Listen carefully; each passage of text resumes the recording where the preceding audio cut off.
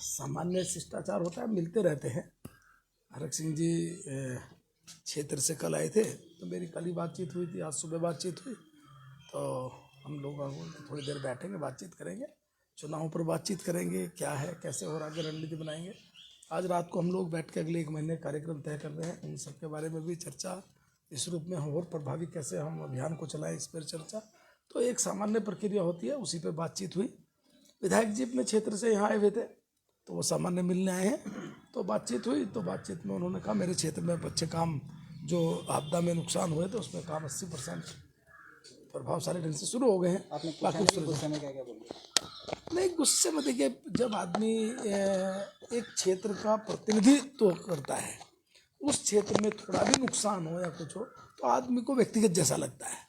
तो वही होता भी है, क्षेत्र में, उसके क्षेत्र में भी आपदा आई तो बड़े भारी नुकसान हुआ, तो यही एक कारण। तो 22 के चुनाव को लेकर के मंत्री जी से कुछ मंथन हुआ है? हमारे किस वरिष्ठ तरीके से नेता लड़ेंगे, हैं, क्या बड़ा रणनीति अनुभव वाले नेता हैं, उत्तर प्रदेश से लगाकर यहाँ तक एक बड़ा अनुभव है काम करने वाले। तो स्वाभाविक तौर पर समय समय पर हम बातचीत करके उनके अनुभव का लाभ संगठन को मिले, उनके अनुभव के आधार पर हम और आगे बढ़े, तो इस प्रकार की बातचीत हमेशा। हरक सिंह जी से ज्यादा बातचीत हो रही है, परसों हरिद्वार में भी हुई थी, आज आपने यहाँ पर भी बातचीत की है, और उधर से हरीश रावत जी भी उनसे बातचीत कर रहे हैं। मित्रता बढ़ती चली जा रही है। अध्यक्ष होने के नाते तो एक स्वाभाविक प्रक्रिया भी, अध्यक्ष हैं तो सभी से बातचीत होती है। डॉक्टर साहब अभी आए हैं, इससे पहले आज चौपाल जी के साथ बहुत देर बैठना हुआ मेरा, चौपाल जी के साथ अलग मीटिंग थी। लेकिन आपने हरक सिंह जी ने कहा कि वो पूरे सियासी सफर में ये कार्यकाल सबसे निराशाजनक रहा उनका। नहीं, तो आप कहीं ना कहीं पार्टी से देखिए, का सहज हुई है। नहीं, इन्होंने वही कहा जो मैं कहा सुबह भी। देखिए, हम जब अपने क्षेत्र का प्रतिनिधित्व, तो हमारी एक इच्छा रहती है मेरे क्षेत्र में विकास की दृष्टि से काम। 4 साल हो गए, एक मेडिकल कॉलेज की इनकी डिमांड पहले से चल रही थी, स्वीकृत भी हो गया था, फिर कुछ टेक्निकल दिक्कत आ गई। तो इस प्रकार जब नगर निगम बना था तब भी कई चीज़ों की घोषणाएं हुई थी, फिर वो वन विभाग के कारण थोड़ी अटक गई हैं। तो इस कारण से उन्होंने कहा कि मैं जो अपने क्षेत्र के लिए और ज़्यादा करना, क्या बहुत क्या, और द्वारा आप देखेंगे प्रदेश की 17 विधानसभा में ऐसी विधानसभा जहाँ विकास की दृष्टि से बहुत भारी मात्रा में काम हुए। लेकिन रहता है हम जनप्रतिनिधि, तो बड़े काम भी कुछ हो, ऐसे काम भी हो जो क्षेत्र को भी लाभ मिले वहाँ हमारे विधानसभा से, तो वही केवल बात है। कांग्रेस में जाने को लेकर बातचीत तो नहीं, क्योंकि काफी चर्चाएं हैं हरक सिंह जी के कांग्रेस में जाने को लेकर। नजदीकियां बढ़ती चली जा रही है। हमारे वरिष्ठ नेता हैं, हमेशा से देखिए, मूल कहाँ है? विद्यार्थी परिषद से बीजेपी सबसे कम उम्र के मंत्री, एक रिकॉर्ड है इनके नाम। उत्तर प्रदेश में लोग देखने आते थे सबसे कम उम्र का कौन जा रहा है, ये बालक छोटा। तो फिर ऐसा नहीं है, पूरे रहेंगे। 16 साल का सफर तो कांग्रेस में भी रहा ना। नहीं, देखिए, मैंने कहा ना कि कभी कभी राजनीति में आदमी लोकतांत्रिक व्यवस्था में एक फ्री काम करता है, वो अलग चीज़ है। लेकिन आज ये भारतीय जनता पार्टी के वरिष्ठ नेता हैं, भाजपा मजबूत हो, सरकार बने, इसके लिए दिन रात मेहनत करें। लेकिन कोटद्वार से ही चुनाव लड़ेंगे, क्योंकि ये भी बताया ये बाद में तय होगा कहाँ से लड़ेंगे, ये अभी तय करना तो केंद्रीय पार्लियामेंट्री बोर्ड तय करता है। सर, यशपाल आर्य जी को लेकर भी आपको एक बड़ा कॉन्फिडेंस है? यशपाल आर्य जी को लेकर देखिए, मैंने पहले ही कहा था, यशपाल आर्य जी राजनीति में उनको ऐसा विश्वास था कि वो अपनी सीट नहीं जीत पा रहे। हमने कहा कि आप अपनी सीट जीतेंगे, लेकिन शायद उनको लगता था कि वो नहीं जीत पाएंगे। तो हरक सिंह जी को ऐसा थोड़ा ही होता है कि हरक सिंह जी 10 सीटें जिताने वाले हैं आसपास की। अब बोली तुमने यशपाल आर्य पे भी बाइट आ थोड़ा सा बीच में साइड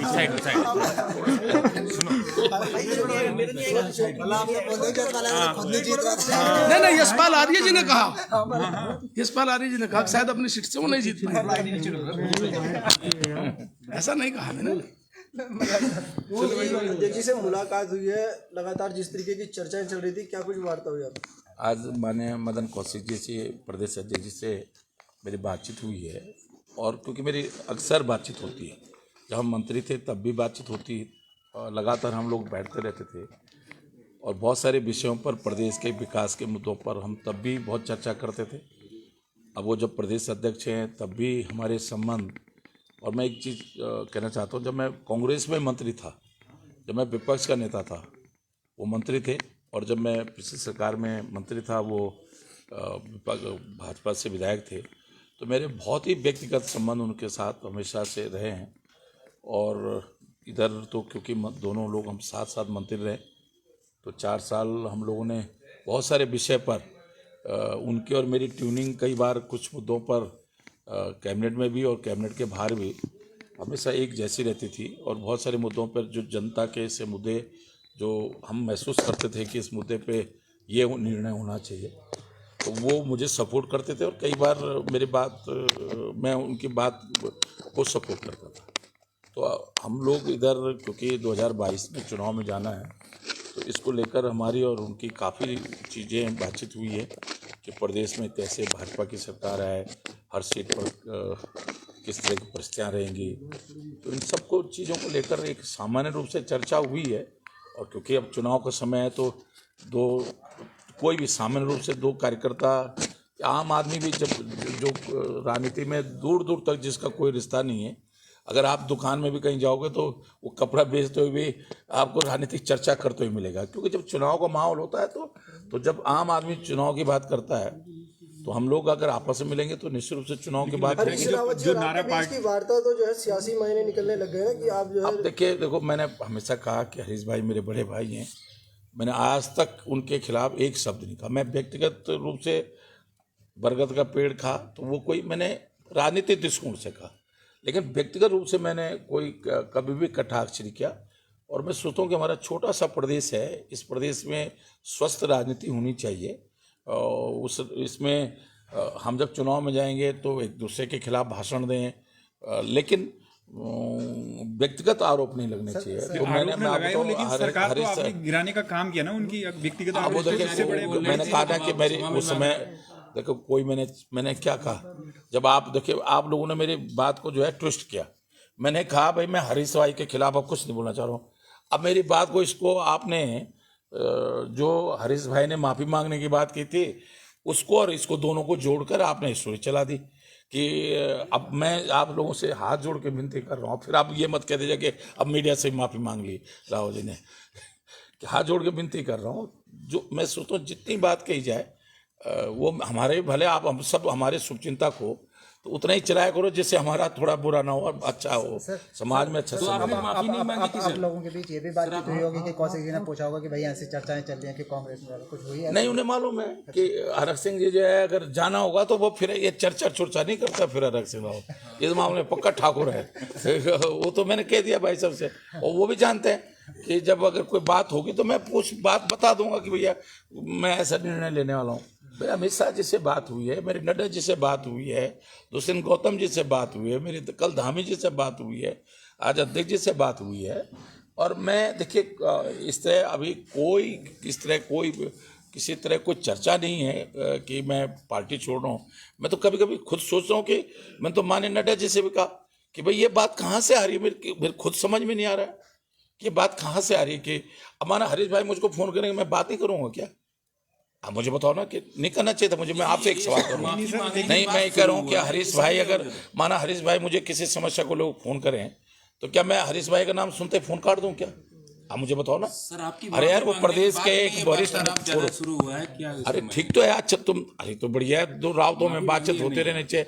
अब मैं तो कह रहा हूँ सब रावतों में अच्छी बातचीत होती रहे। तीरथ रावत भी अगर मेरे में भी बहुत अच्छी बातचीत होती रहे, तीरथ सिंह रावत से भी अच्छी बात हो रही है, धन सिंह से तो अच्छी होती है, तो सबसे अच्छी। मैं तो चाहता हूँ तीरथ भाई से भी अच्छी बात हो। मैंने तो हमेशा कहा नहीं ना, अब वो करेंगे फोन तो मैं उनका भी उठाऊंगा।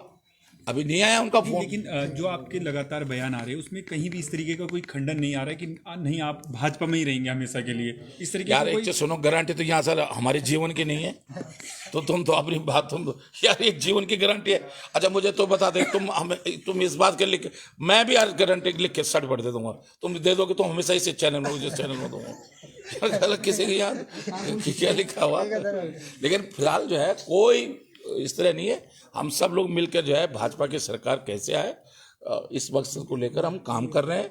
और एक एक दिन हम एक घंटा एक मिनट हम इस मुद्दे को लेकर आपस में चर्चा कर रहे हैं। ठीक है, थैंक यू सर। इधर लिखवा के ले लो, आप अभी बोला भी लिखा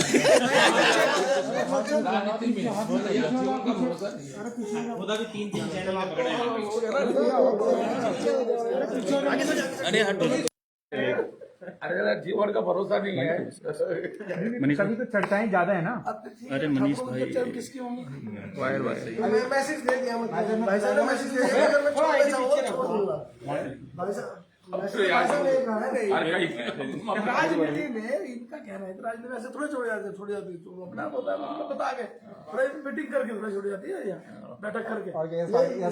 यशपाल आर्य जी बताया था ना उन्होंने भी, क्या यशपाल आर्य जी तो बकायदा प्रधानमंत्री से मिलके गए उस दिन, बकायदा जो है यहाँ पर मुलाकात हुई, प्रोग्राम हो गया, उसके बाद जो है छोड़ा एमसीसी के साथ है उन्होंने उस समय भी कहा कि मैं साथ में हूँ, लेकिन उन्होंने भी देखा उन्होंने कहा जब मैं जाऊंगा तो बता दूंगा।